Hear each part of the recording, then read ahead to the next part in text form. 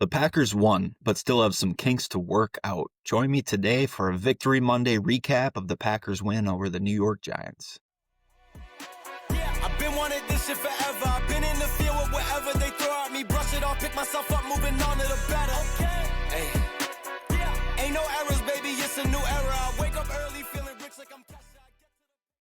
Hey everybody, welcome to another episode of Sounds Gouda. My name is Jordan Olson and I am your host for today's episode. Thank you for any new and returning listeners. We are excited to be talking Packers football with you all each and every week. We have new episodes every Monday, Wednesday, and Saturday on YouTube, Spotify, and Apple Podcasts. Just a reminder, we still have that promo going. Once we get to 700 subscribers, we will give out a new Sounds Gouda hat to somebody. So if you want to get in on that raffle, please make sure to become a public subscriber. All right, let's jump into this Victory Monday recap.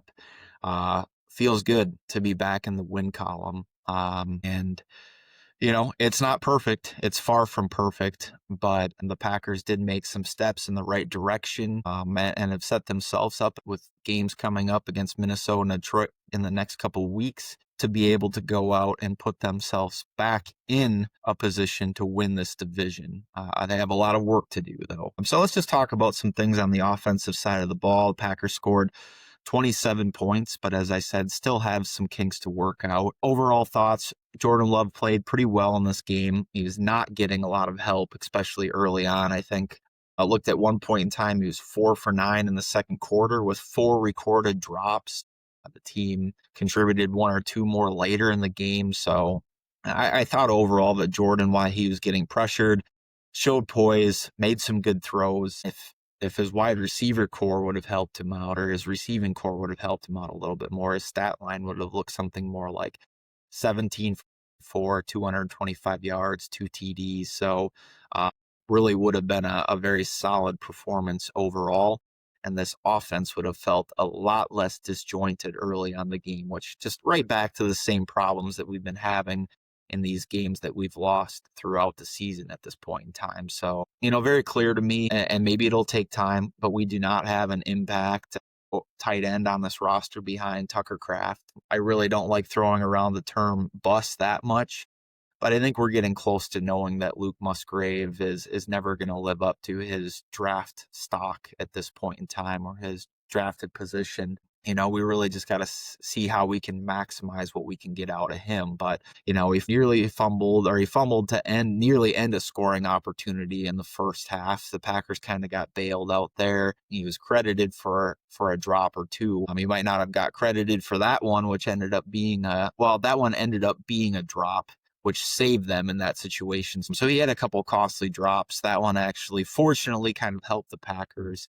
But, you know, he's clearly missing opportunities to step up and help this offense. Looking at the offensive line play, I think that they did okay. There's still a lot of room for improvement, and they have to improve a little bit, just even a little bit each and every week for them to be a contender in this division and in the playoffs. This is an overall pretty good defensive line that the Giants have. They gave up 2 sacks, both of them to Brian Burns. He's an outstanding player. 8 QB hits total. So definitely some room for improvement in pass pro. Also room for improvement in the run game. They started out really good in the first half, and a lot of that had to do with Josh Jacobs. I think they ended the first half something like 108 or 109 total overall yards on the ground. You had Malik Willis contributing to that, Jordan Love before he had that shoulder injury. But overall, ended up with just 3.7 yards per attempt versus the 31 ranked run defense in the league. So clearly no Josh Jacobs in the second half, and I think that definitely contributed to that number being lower overall. But God, thank God for Malik Willis, right? God, just really happy to have him on this team. The man answers the call every time that he needs to enter the game. He's just got a lot of swagger. He comes in with confidence, and he looks even more confident in his brief time here than he did last year when he got those 2 victories and filled in well for Jordan Love. He had that great run, had that nice touchdown throw to Christian Watson, which, you know, thank God Christian Watson's a man. He went up, he stole that ball away from that defensive back for that touchdown, but pretty good chance that the Packers do not win this game if Malik Willis does not enter. and play as well as he did. So I don't know. Matt LaFleur talked about some 2 quarterback packages coming potentially. I think that would be a great wrinkle in this offense. Probably a little better than the Savion Williams wrinkle, and I'll get to Savion in a minute. But yeah, I think he brings everything that you want from Savion Williams in that Wildcat package anyways, other than just a little, different types of deception or things for that defensive team to think about. But he's a great runner. You get him out in space and he can make guys miss. So, one other thing to note from Matt LaFleur's presser, he feels like the offense doesn't have to change a whole lot at this point in time, depending on which QB is on the field. He's basically running the same plays that he had dialed up for Jordan Love's. Gives them a lot of versatility moving forward if they want to get experimental at that position. Feel really happy for Christian Watson and the kind of reemergence that he had in this game. Really, really happy for him. He's had a long, hard recovery after, an early career full of injuries, but he had 4 receptions for 46 yards, got rewarded with those 2 touchdowns, had a great block on that Wiley PD that Wiley was screened for and wide open. So really, really happy for Christian Watson. And I think he's going to remain a focal point on this team moving forwards. We still need a little bit more from the other wide receivers on this offense. Still not getting Matthew Golden super involved. He had the one nice play for 24 yards. Would love to see more from him, even if it's, 3 plays like that, design targets. He did have the one play that drew the big pass interference, but would still like to see more from Matthew Golden. Savion Williams finally gets involved in this downfield passing game. He had that huge 33-yard reception. Packers probably don't win this game if they don't convert in that critical situation. Interesting to note that Matt LaFleur noted that he's still walking around in a walking boot, not a risk for re-injury, but clearly a pain tolerance thing at this point in time. So maybe as he sheds some more of that pain and gets more comfortable, maybe he will become a better downfield threat. Maybe it's just going to take time to get a little bit of trust with Matt LaFleur and trust with Jordan Love. But if he can continue to emerge as a downfield threat, that's going to bode well for this offense moving forward. So, and then I'm proud of Romeo Doubs. He had a tough first half. He had a couple drops early, but then really bounced back to be the guy that you expect from him. Pretty much had his normal stat line in the game, right? I think he had 4 receptions for 53 yards. Pretty much chalk 4 receptions and 60-some yards up for Romeo every week. And that's what he's going to bring to the table. I would have liked a few less drops, but overall proud of Romeo. Injuries are stacking up for this team, though. I think that's my biggest thing. Obviously, you saw Jordan Love return. I don't know. It'll be interesting to see what they said that injury was. Maybe that was a little shoulder stinger, something they wanted to get checked out so they could be well informed about him playing. He clearly was uncomfortable shortly after he took that hit. But we'll see. He played well after he returned. We don't know the status about Josh Jacobs right now. And they said that's a knee injury. Didn't seem like in the presser from Matt LaFleur that they were really worried about it being a long-term injury. You're certainly going to need him back in big games coming up against the Detroit Lions, divisional games against the Bears and the Vikings. So hopefully that's not a long-term injury. Had some other guys get nicked up. We'll see where they show up on the injury report and how they progress for next week. Aaron Mosby, Zach Tom, Quay Walker. So it's going to be a long injury list. Hopefully most of those guys are healthy enough and in a good enough position to be ready to go next week versus the Minnesota Vikings. So kicking game still remains a problem. They kind of put it out there that this wind was a huge X factor. Matt LaFleur said he didn't know which way the wind was even coming from. I thought it impacted kicks. I thought it impacted long shotgun snaps.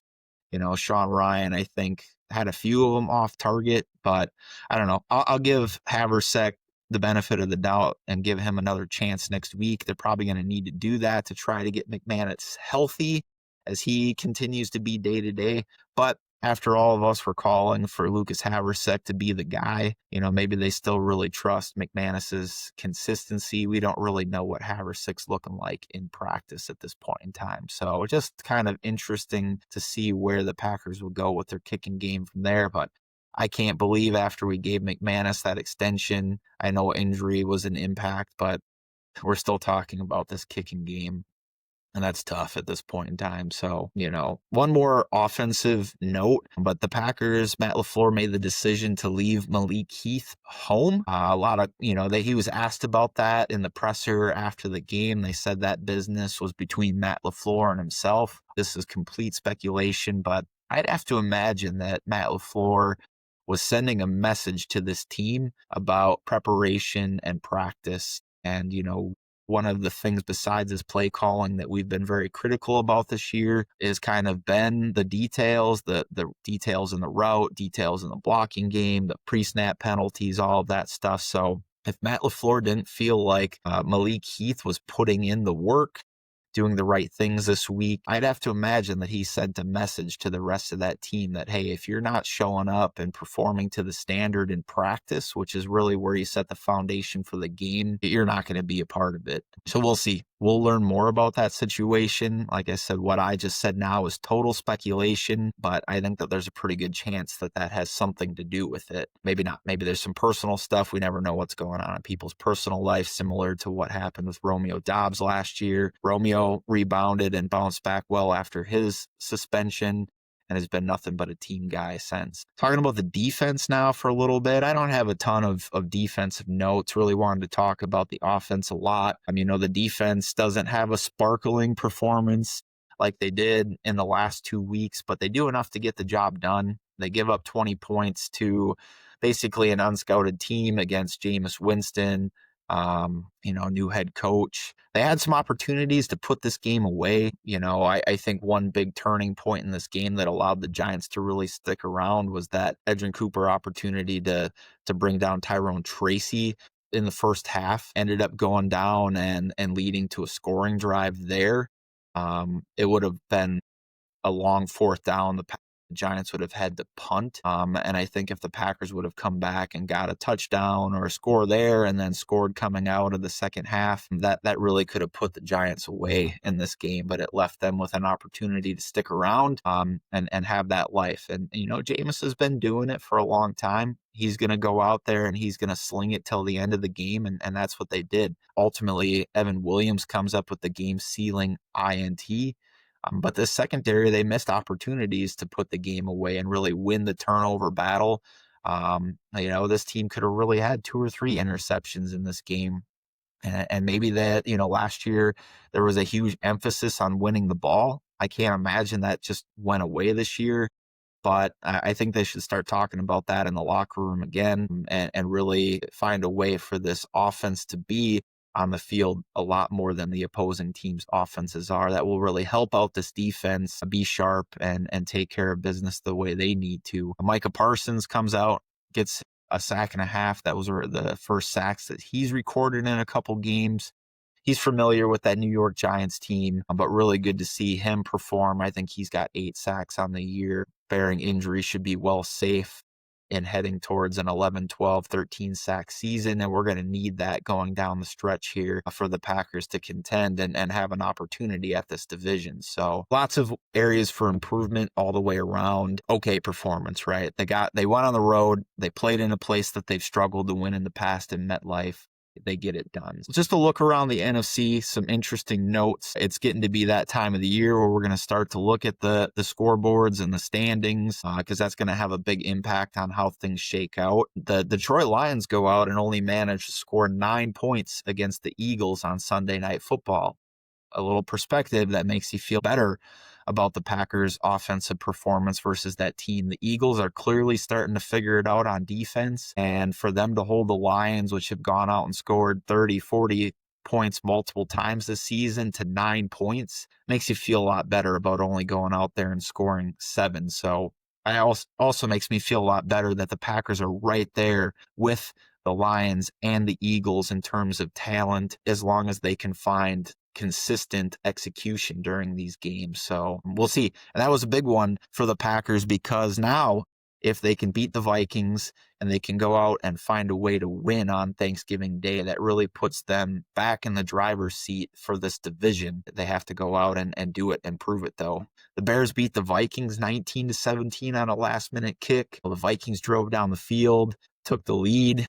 A lot of conversation about JJ McCarthy and his multiple interceptions and kind of the future of what he looks like on that team. I still think the Bears, despite them being 7-3, have a lot left to prove. They have an extremely tough schedule moving forward. They've got the Eagles coming up, the Packers a couple of times, the Lions again. They got a really, really tough schedule, and we'll see if they're legit or not. So the Bucs lose another one to the Bills, so that just helps the Packers out in the grand scheme of things.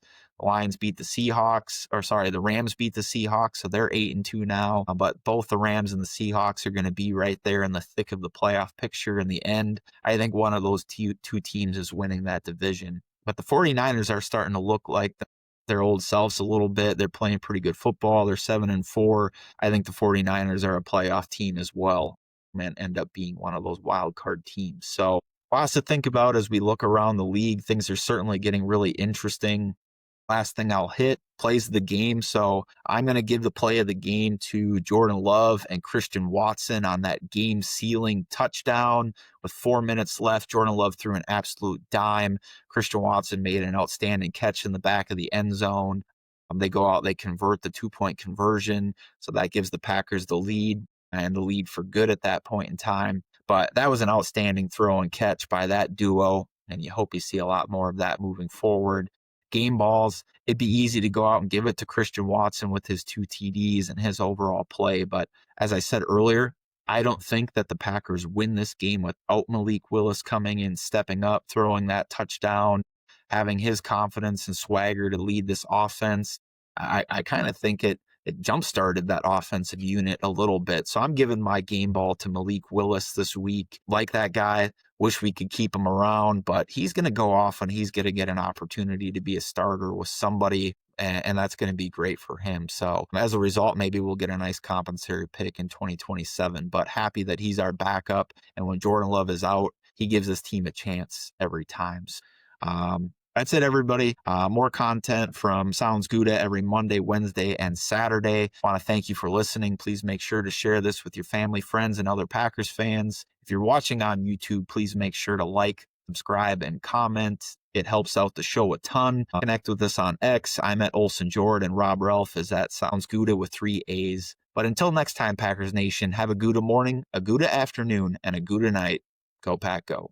Wanted this shit forever. I've been in the field with whatever they throw at me. Brush it off, pick myself up, moving on to the better. Okay. Hey.